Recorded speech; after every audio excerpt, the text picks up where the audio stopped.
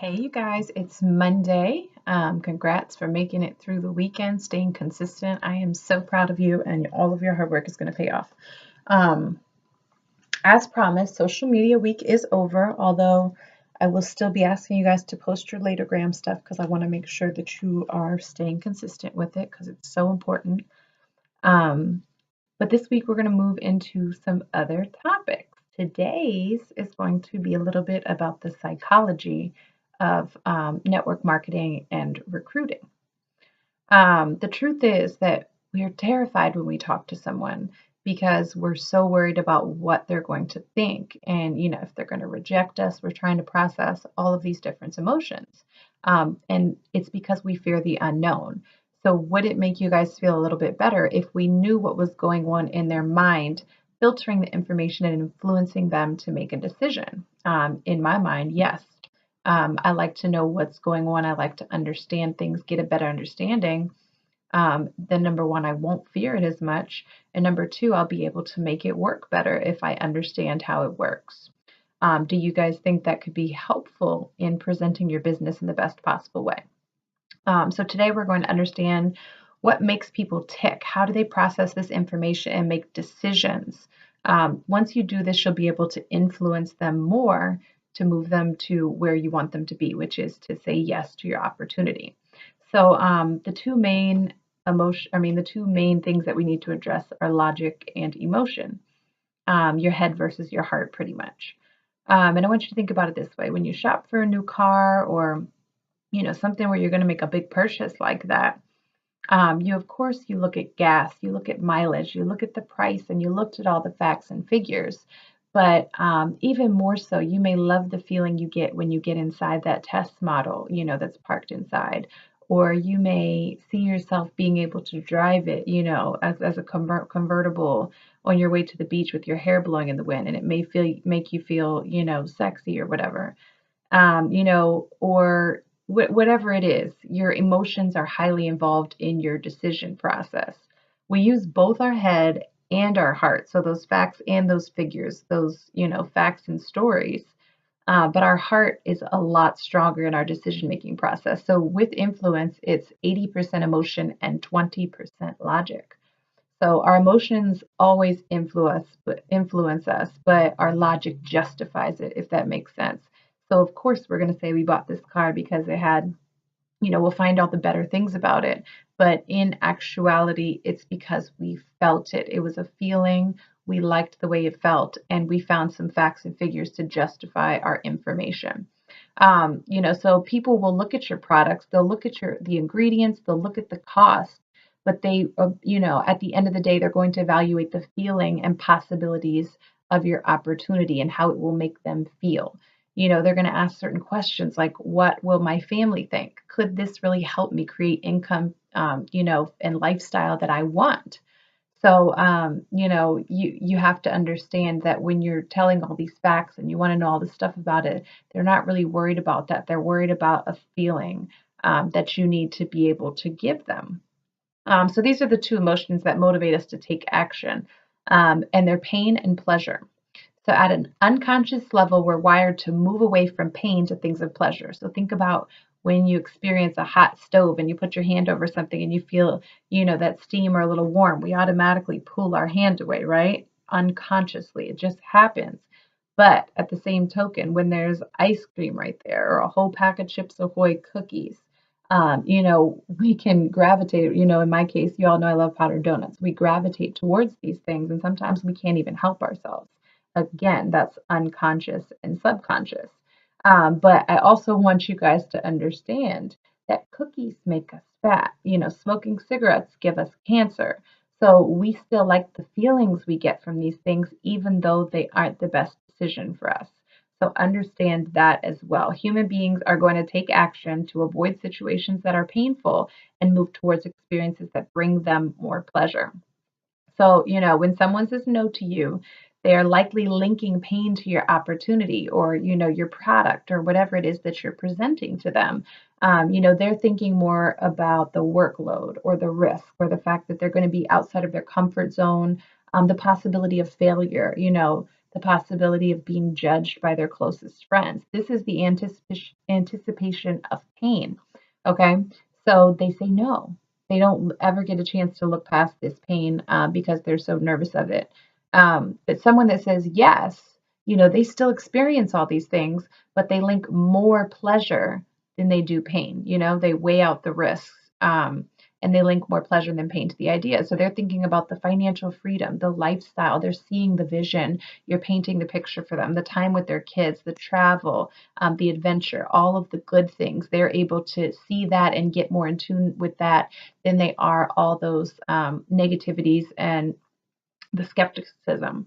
So your success in sponsoring depends on your ability to have people link pleasure to your business opportunity. And 9 times out of 10, you aren't going to do that by just showing them what the compensation plan is. That's all facts, that's all figures, but show them someone that's done it.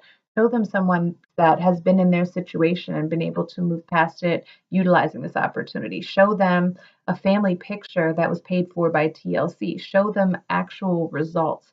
Paint a picture so they can see it, so that they can smell it, feel it, involve all of their senses. In order to do that, you guys really got to get good at the storytelling process, which we've talked about before. But in order to help you guys understand and relate to what pleasures different types of people, we need to learn about the 4 different personality types, which is one of the first things that Mr. James Dentley ever talked to me about when I sat down to have lunch or dinner with him at Chevy's.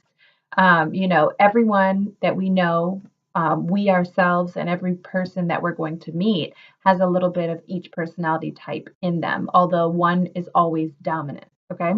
The first one are our sharks, and these are our reds. You've heard me talk about these before. These are, we usually classify our pastors, our lawyers, our doctors, or people that have high influence as our reds. And these are people that are more closed and direct in their communication and interactions.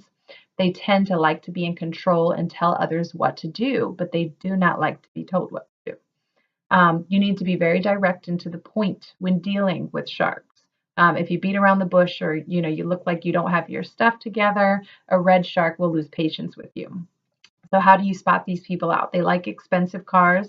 They usually have great jobs or are making good money. They like flashy things, the Louboutins, the bags, all that kind of stuff, all the flashy stuff. Sharks, at a meeting, they usually are not the people in the back. They're usually actually the people presenting at the opportunity meetings because their charisma and their leadership moves people to action. So these are your red sharks and people like lawyers, doctors, things of that nature that are, have high influence and great jobs and do flashy things. The second type of person is a blue dolphin. These people, are very open. They're very direct in their communications and interactions.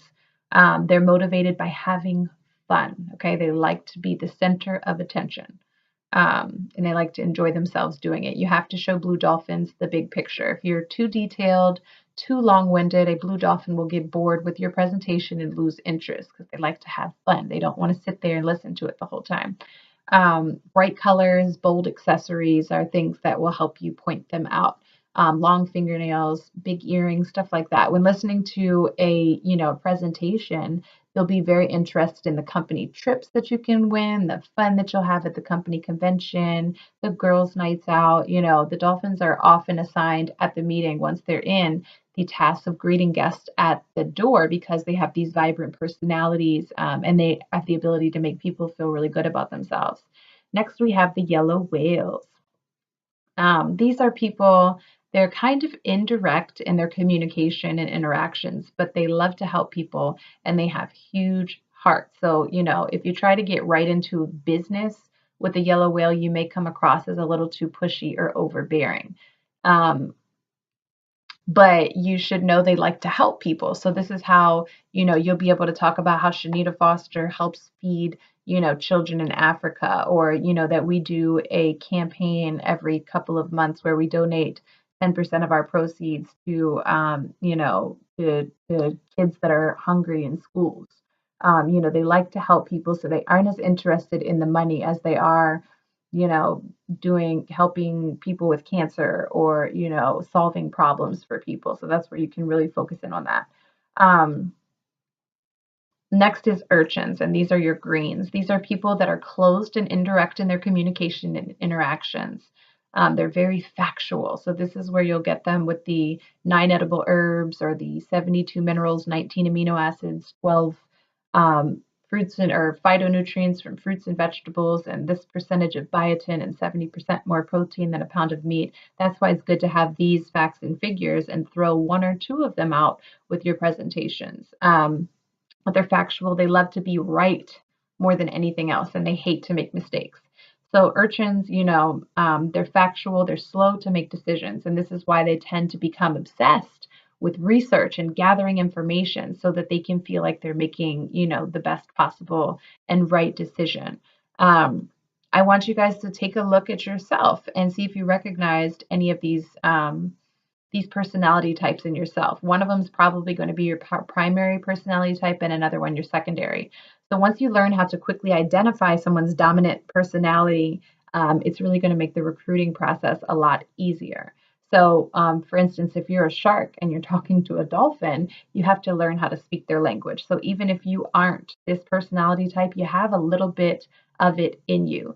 So when you go back and you create, your story that you've created, your business story, you want to make sure that you have a little bit of each of these in each one, and that it's definitely answering the question, is it real?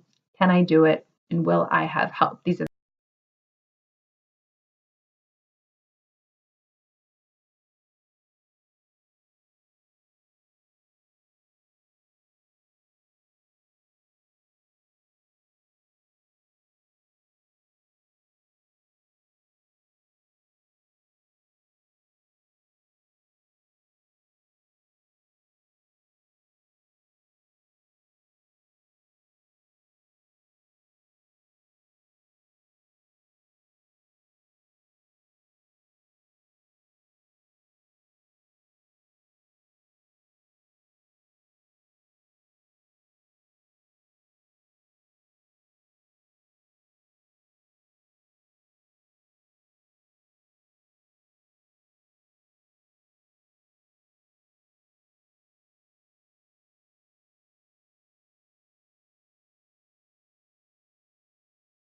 for your VGOs, and you're inviting new people to the information. All right, you guys, ciao.